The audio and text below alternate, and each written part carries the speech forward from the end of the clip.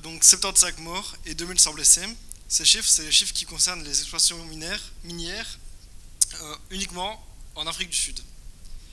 Je me rappelle des images qui m'ont choqué par le Covid, où on voyait des personnes qui étaient enfermées dans leur usine pour continuer à produire l'électronique nécessaire à la fabrication de nos ordinateurs, nos tablettes, etc. Alors moi, en tant qu'étudiant d'informatique, je ne pouvais pas simplement aller en cours et faire comme si l'impact du secteur que j'étudie n'existait pas. Alors il fallait trouver une solution, et la solution, c'est Tuku.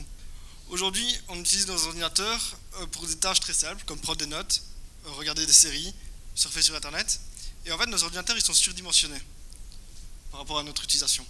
Donc, c'est un peu comme si on achetait une supercar pour rouler en centre-ville. Moi, je viens de Liège, ça s'entend peut-être à mon accent.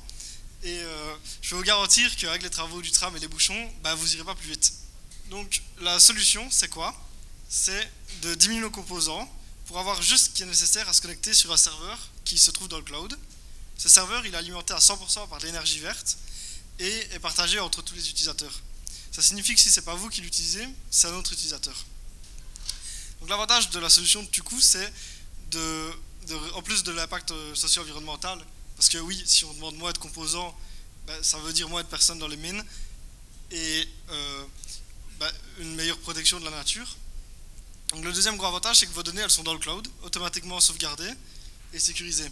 Ça veut dire que vous pouvez le récupérer depuis votre téléphone, votre tablette ou lorsque vous voyagez. En fait, comment ça fonctionnerait concrètement? Vous payerez un abonnement mensuel où vous recevrez le PC et l'accès au cloud.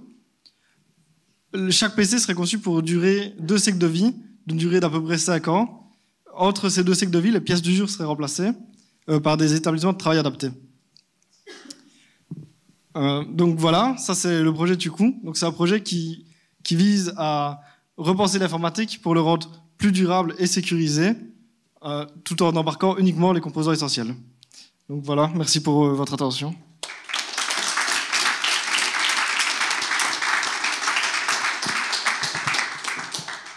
Merci beaucoup. Ah oui, déjà une première question, chouette. Allez-y.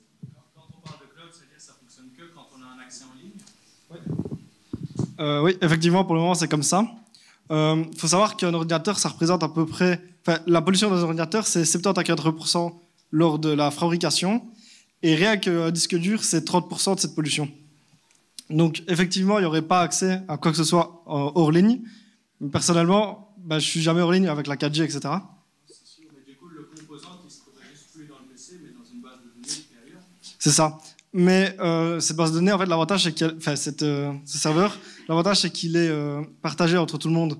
Donc, sur un, pour la même quantité, on peut avoir 10 utilisateurs, 10 fois plus d'utilisateurs par composant.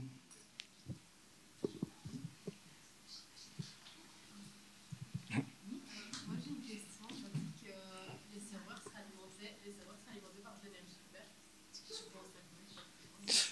Ouais, là, pour le moment, c'est un sous-traitant qui s'occupe de ça.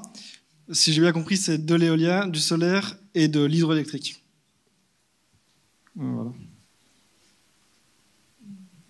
Tu cibles du B2C, pourquoi pas du B2B, ou c'est quand même pas Ouais. En fait, vu que la solution s'adresse principalement pour les gens qui font de la bureautique, les deux sont ciblés. L'avantage pour le B2B, c'est qu'on diminue le risque d'attaque informatique de 5 à 40%. En fait, c'est compliqué à expliquer, mais c'est pas au niveau de l'architecture logicielle. Et donc, les deux sont ciblés.